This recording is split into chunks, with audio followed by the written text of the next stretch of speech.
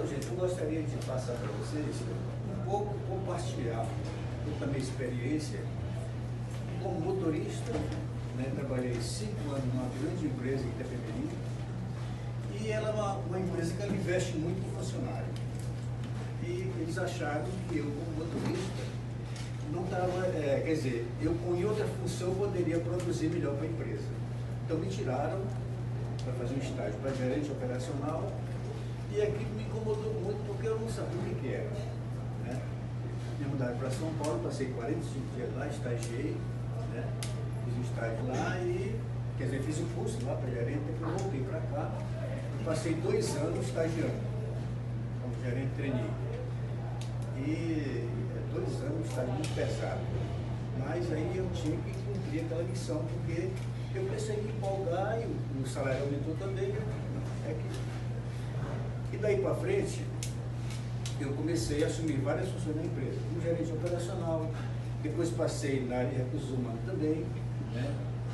Fui assumir a coordenação de recursos humanos, que é outra coisa muito pesada também, quem trabalha nessa área sabe, né? Depois aí me tiraram porque disse que eu não tinha nenhuma formação superior, né? Mas aí o diretor se incomodou muito porque ele achava que o que eu sabia fazer, né, para admitir uma pessoa na área de pedagogia, talvez ele não ia produzir o suficiente por quanto eu estava produzindo. E assim por diante. Bom, aí dei palestra, várias palestras, até com 500 pessoas, né, 500 funcionários tinha na empresa na época. E depois eu fui participar de um simpósio internacional em São Paulo, né? Um simpósio sul-americano sobre essa empresa. E daí eu ganhei um diploma, ganhei uma boa grana em dólar, né? E tive com pessoas muito importantes, como Nelson Piquet e outras pessoas, né, que estavam lá presentes. Então isso aí me deu uma certa habilidade para que eu pudesse anotar, né? E hoje eu tenho um pequeno resumo aqui, não é nem a metade. Eu queria lançar um livro.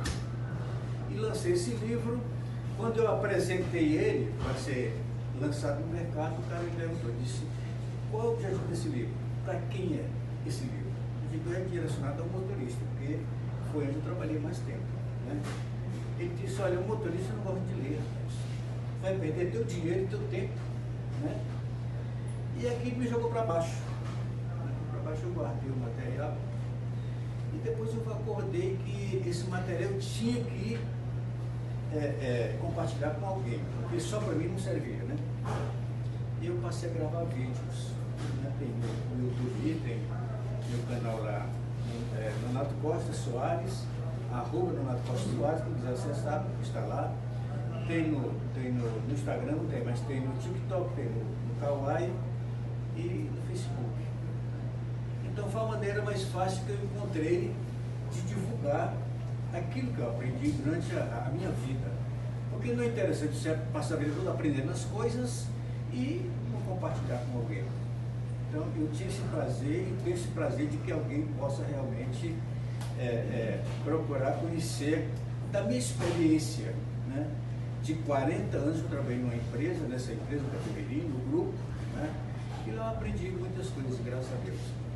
Bom, voltando para o trânsito, né, é o que a Juliane falou sobre a questão do alcoolismo, e o vídeo que também, né, clareou alguma coisa para a gente.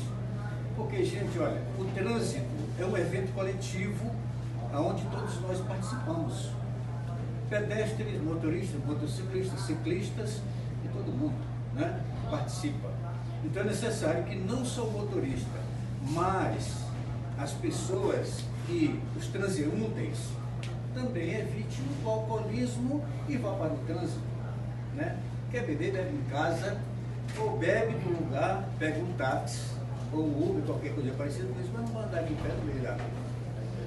Um outro detalhe que eu pesquisei bastante e encontrei nos acidentes de trânsito é que as pessoas envolvidas são pessoas que não beberam, né? Simplesmente aconteceu um incidente que provocou o acidente, ela coloca um fone de ouvido, né? Seu celular ouvindo música e dançando no meio da rua, quando está o carro vai pega, né? Então é bom que a gente possa evitar também essa condição de você ir para o trânsito com o seu celular e o fone de ouvido, né, ligado, né? Você não está percebendo, não está ouvindo o que vem, né, na sua direção. Então a gente vê muito isso.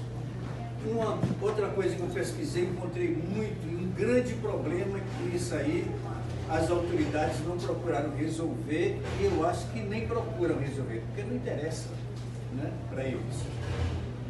E nem para quem importa também, claro. É que o motociclista no trânsito, eu sei que a maioria aqui tem a sua moto, mas devemos ter cuidado, porque não é uma máquina. E a gente vê muita imprudência de motociclista no trânsito. É ruim para ele, para quem dirige, porque ali pode acontecer um acidente. E os acidentes ninguém sabe se eles poderão vir de com grandes consequências ou pequenas consequências, né?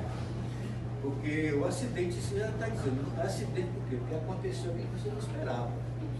Você chega num aluguel daquele, você encontra 70% das pessoas que estão lá hospitalizadas, né, lá na emergência, é motociclista. Então isso é uma coisa muito triste, gente, pelo amor de Deus, é uma coisa muito triste, né? Aí pai de famílias, jovens, a maioria são jovens que poderiam ter um futuro brilhante pela frente, né? E a gente vê ele lá, às vezes com a perna amputada, ou realmente numa condição de não poder mais trabalhar depois. Então, isso é que o trânsito oferece para quem não se comporta conforme o que está escrito lá no regulamento, né? E no Código de Trânsito. Que, aliás, as próprias autoridades não cumprem, está lá escrito, né? Por exemplo, você está no centro da cidade. O Código de Trânsito diz que você, quer dizer, deve ter faixa no centro da cidade, nas ruas, pelo menos a cada 50 metros. E, se possível, com sinalização, né? Para que o pedestre, o transeunte obedeça e o motorista também. Mas o que a gente vê, no trânsito Teresina, no centro, né? Tem uma faixa aqui, outra lá, apagada, ninguém vê o que está escrito ali, que está no chão, e nem sinalização também. Então se dificulta tanto para o motorista quanto para a pessoa que anda, né, fazendo os seus afazeres lá no centro da cidade. Vamos passar um pouco para a rodovia. Na rodovia tem algum motorista aqui? Tem, não? Tem? Pois é, quem dirige na estrada?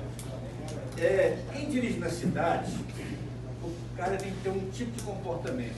Por quê? Porque na cidade a velocidade é baixa, no máximo até 60 km, né? Então você deve ter um comportamento diferente da estrada. Por quê? Porque ali nas ruas as pessoas passam com mais frequência, elas às vezes são imprudentes, né? Não só os motociclistas, mas os pedestres e pessoas até deficientes, que você às vezes não sabe se é deficiente ou não.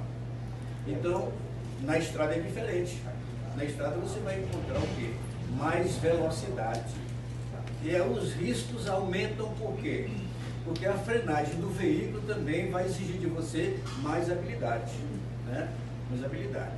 Se você tem que parar um veículo na velocidade de 80 km, por exemplo, você tem que parar no mínimo, né, uma distância de 110 metros, 120 metros, e você está a 60 metros, você vai parar. Não pode parar. E eu gostaria de dar uma dica para vocês aqui, para quem dirige na estrada. Ou na cidade, tem um pouco diferente.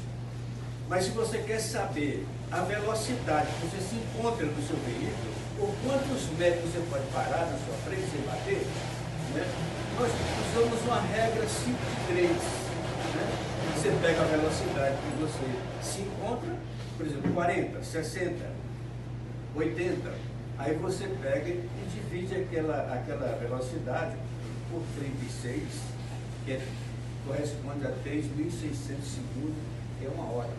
Né? Você vai encontrar realmente quantos metros você está andando em cada velocidade. Assim você tem uma noção de quantos metros você necessita para poder parar sem bater no carro da frente ou em alguém que está na sua frente. Né? Por exemplo, na estrada, né, que é melhor de se calcular.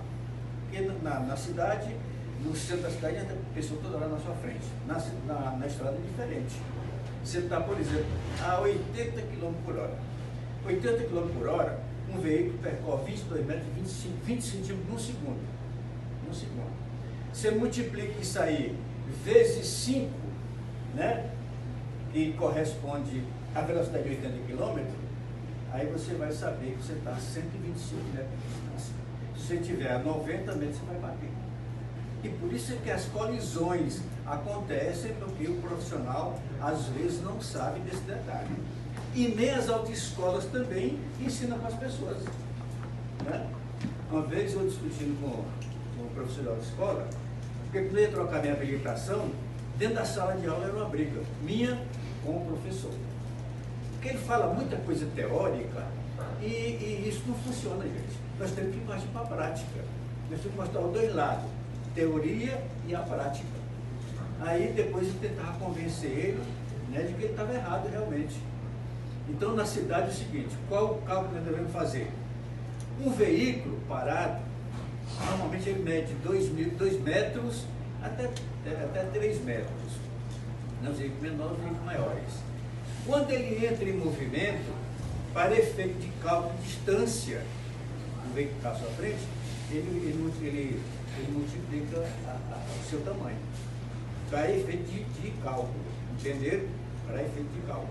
Se ele mede 3 metros, ele vai para 5 metros. Né? Então, o que aconselha você? Ter um veículo entre você e o da frente de espaço, para você não bater. Se você colar demais, né, e ele parar, e você vai bater na traseira dele. Isso é o seguinte, na prática, na teoria diz que a cada 20 quilômetros você se encontra. Pode olhar que todos os veículos, lá no painel dele tem 20 quilômetros para frente, não tem 5, não tem 10, não tem 15, não. É de 20 quilômetros. Você ter essa ideia de que você tendo a 20 km por hora, você tem que ter um veículo de espaço entre você e o da frente. Se você encostar demais, você vai bater. Isso, gente, esses efeitos é porque leva em consideração o psicológico da pessoa, né? A frenagem que você vai usar do veículo, porque aqui tudo é mecânico. Quando você tira o pé do acelerador para pisar no freio, o carro já andou uma certa quantidade de metros, né? Então eles fazem esse cálculo exatamente para você ter tempo para parar o carro antes que você possa bater, né, no carro da frente. E um outro assunto eu queria que você me provocasse, perguntasse alguma coisa, porque eu tenho muita coisa que levantar, eu não queria falar do pé aqui, porque muita coisa e o tempo é pouco, com certeza, né? Mas eu tenho um detalhe aqui, que está no meu livro também, que está nos vídeos também, é sobre a história, que é importante que vocês possam conhecer. A pessoa diz, não sou motorista, nada a ver com isso. Mas, gente, olha, é necessário que nós possamos conhecer tudo aquilo que envolve o nosso dia a dia, tanto dentro da empresa quanto fora da empresa, né? Porque se você é um funcionário da empresa, você se torna-se um colaborador. Eu uma vez estive em São Paulo, numa grande empresa lá, e o zelador limpando o chão, na hora que ele chegar perto dele, pedir licença para limpar o chão ali, né? Aí eu perguntei para ele, né, sobre a empresa. Ele me deu tantos detalhes que eu fiquei impressionado, né? No outro dia eu fui visitar lá a empresa novamente, ia fazer uma pesquisa lá, aí veio só a diferença de funcionário para funcionário. Eu lá sentado na cadeira, aí chegou uma mocinha lá, meio gordinha, sabe, esfregando a vassoura no chão, esfregando. Se eu não levantasse os pés, ela tinha a barriga dos pés com tudo. Eu tive que levantar os pés, fiquei parecendo uma galinha assada, sabe? Ela passando um pano de barulho. Quer dizer, vejo um tratamento de pessoas para pessoas. O rapaz, no dia anterior, me pediu permissão, pode ser sair, deixa eu passar o pano aqui, né? E quando eu perguntei sobre a empresa, ele me deu tantos detalhes que eu fiquei impressionado. Já essa moça eu nem perguntei, porque a maneira como ela me tratou aí, eu ia perguntar o que para ela. Né? Então veja só o seguinte, dentro da empresa tem essas pessoas assim mesmo, tem umas que têm a espiritualidade elevada e tem outras que chegam, às vezes, traz o problema de casa para dentro da empresa. E isso não é bom. E se ela traz para dentro da empresa, ela leva para o trânsito também, né? Como tem motorista que às vezes no trânsito ele fica nervoso, né? Nervoso. Vou contar uma história para vocês aqui. Eu vinha saindo aqui dos satélites, tem uma rua ali meio ruim, eu fui entrar na avenida, tinha um buraco muito grande. E eu fui desviar, passando lá, né? No meio do buraco estava cheio d'água. Aí vi um camarada numa Hilux, com som, uma altura tão grande, dentro do meu carro eu estava ouvindo o barulho do som dele. Quando eu fiz a manobra para subir a avenida, ele chegou parando na frente, assim, buzinando e piscando os faróis e me esculhambando. Aí eu dei uma ré aqui ligeirinha aqui, no Hilux, deve um Celtazinho, acostei ali, quando ele parou perto de mim assim e disse: tinha essa porcaria do meio, vagabundo. Eu digo: meu amigo, que é isso, rapaz? É isso mesmo, cretino. Eu digo: vá com Deus, rapaz. Ele disse: para você, rapaz. Veja só a ignorância da pessoa. Eu desejando bem para ele, e ele pensava que eu tinha dito alguma coisa com ele. Então, no trânsito tem muito isso. Você não deve revidar, porque às vezes tem acontecido muitas mortes, muitas violências no trânsito por isso. Porque o carro não se controla, né? E parece que quando ele chega ali, senta na direção, ele se sente a pessoa mais importante do mundo, mais bonita, né? Eu vejo casos assim de pessoas assim, quando senta ali, que ele sai para dirigir, ele só olha para todo mundo se está alguém olhando para ele. Né? Ele não pode ver a mulher que fica buzinando para ela. Poxa, então isso ele está esquecendo o fator mais importante, que é a segurança. Né? Que é a segurança. E a mulher não dá nem bola para ele, mas ele insiste. Né? Ele desce o carro. Em qualquer lugar, né? Desce o carro todo chave. Mas chamar atenção, porque o carro realmente em si, ele dá status, né? Especialmente para pessoas que têm a mente vazia. Para mim, eu nasci dentro de carro, então o carro para mim é uma necessidade que você tem de usar ele, e não status. Mas eu sou eu, e o outro é o outro, eu não posso pensar igual a ele, e nem pensa igualmente a mim. Então, voltando aqui ao assunto da história do trânsito brasileiro, veja só quando foi que o trânsito brasileiro começou, né, no nosso país. Começou em 1897, né? Isso aqui eu sabia de qual, mas a gente vai envelhecendo, são 72 anos, né? Não é brincadeira não, viu? E tem gente que diz: não, a melhor idade. Isso não é idade, rapaz. Eu tinha essa idade desse menino aqui, tinha 60 anos. Eu pulava só numa perna, entendeu? Mas hoje, com 72 anos, ele tem que assumir a realidade. Então, eu tenho que ler, porque eu não lembro mais dos detalhes. Então, em 1897, surge o primeiro veículo, não, em 1883 surge o primeiro veículo do Brasil, importado dos Estados Unidos, né? O Santos Dumont. Em 1897 surgem mais 2 veículos, né? Importados também dos Estados Unidos, por José de Patrocínio e Tobias de Aguiar. E em 1800, exatamente um ano depois, em 1898, aconteceu o primeiro acidente de trânsito do Brasil, né? Naquela época não tinha estrada. O cara com 40 quilômetros de velocidade, ele tombou o carro, né? Da meio dele numa área que passou bem no meio, né? Quase que morria, né, na época, né? E de lá para cá, os acidentes nunca pararam de acontecer, né? Nunca pararam. Hoje no Brasil, o Brasil hoje é o campeão de acidentes de trânsito do mundo. E nós temos apenas 214 milhões de habitantes. Os Estados Unidos têm o dobro da nossa população. São 440 e poucos mil habitantes. E é o segundo lugar no mundo. Por quê? Porque o motorista brasileiro em si, ele é indisciplinado por isso, né? Ele se acha dono da verdade. E ninguém é dono da verdade. Ninguém é dono da verdade, né? Então, a gente vê aí as consequências dos acidentes, que o nosso país gasta milhões e milhões, né? Com problema de doenças, de problema de saúde pública, né? Que está péssimo, tá em situação que está vendo aí. Quem usa a saúde pública do nosso estado, do nosso país, sabe que é uma porcaria, não vale nada, né? Então, a frota brasileira, hoje, 2014 foi a última pesquisa que foi feita. ela estava 32 milhões 492 veículos, né? Os Estados Unidos, né, tem 442 milhões de habitantes e tem 320 milhões de veículos trafegando naquele país. E é o segundo lugar, né?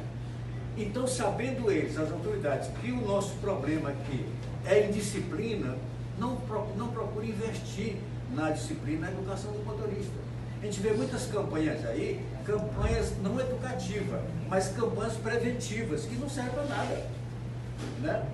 Eu, quando estive em São Paulo, participando desse congresso lá, foi apresentado várias ideias, né, sobre a educação no trânsito. Inclusive, tinha uma que nós colocamos lá, que cada membro tinha que participar, dando a sua sugestão.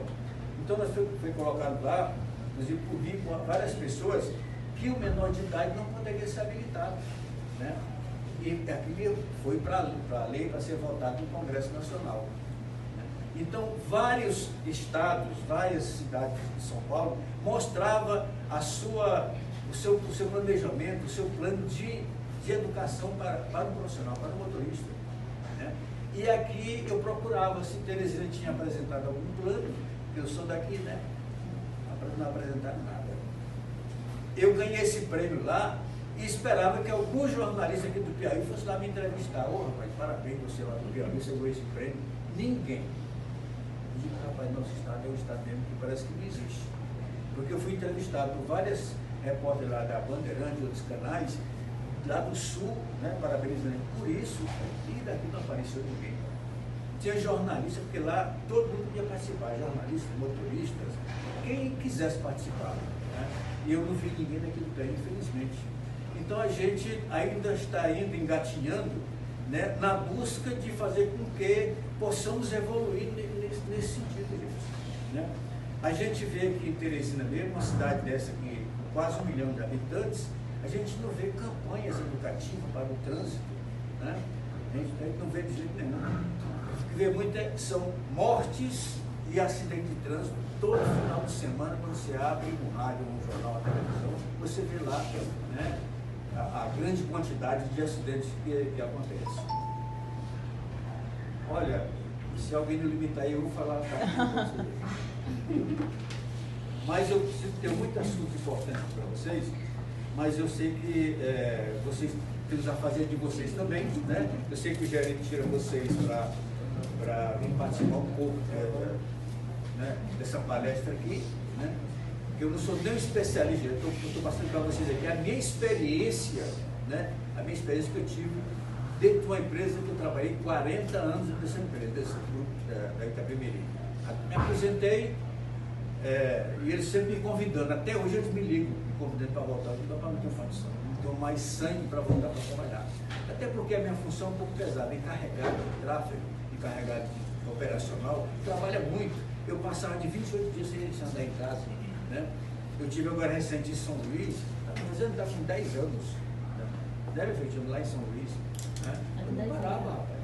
Então eu ficava preocupado, digo, para minha mulher sozinha assim não dá certo, né? Nem em casa também, né? De repente aparece um gavião aí, né? Pois é. Então, gente, olha, os assuntos são bons, são gostosos.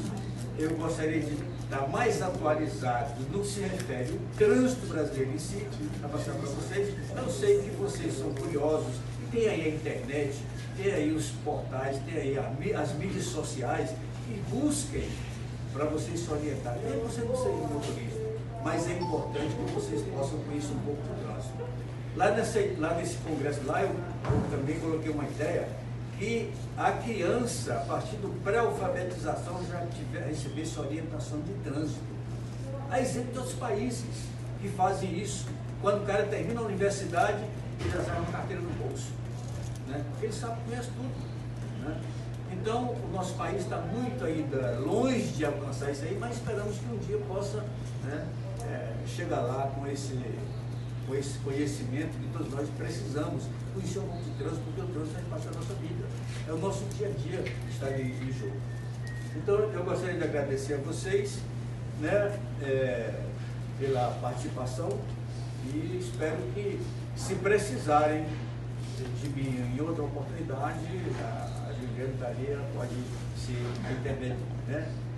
intermediária para poder acertar com você. Tá bom, gente? Então, agradeço, muito obrigado pela oportunidade.